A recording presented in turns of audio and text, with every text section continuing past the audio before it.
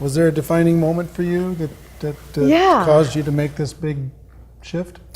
I was struggling. I was 2 years into eWomen Network, and I was calling the phone company to say, what's the least amount I have to pay to keep the phone on so that I could pay the rest to the electric bill to keep the electric on. It was a humbling experience for me.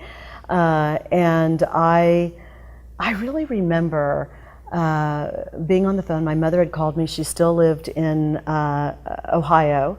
My mother called me and she said, how's it going? And I said, I'm exhausted and I'm broke and I'm tired. And I think what I need to do is get a job and work on eWomen Network on the side. And she said, well, how many hours are you spending in eWomen Network now? And I said, 18 to 20 hours. You know, I would get up before the kids went to school. I'd get the kids to school. I'd work while they were at school. I'd get them home. I'd get the homework done, get the dinner on the table. And then I'd go back and work while they were in bed. And she said, so you're gonna go get a job and do eWomen Network on the side?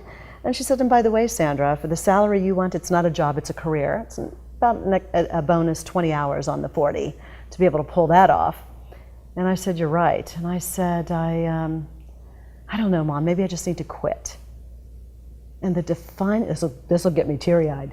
The defining moment, I'll never forget it. She said to me, how do you know you're not quitting 5 minutes before the miracle begins?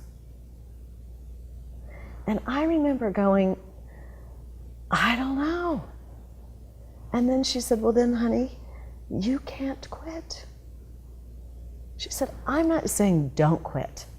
I'm just saying that if you quit, you have to know.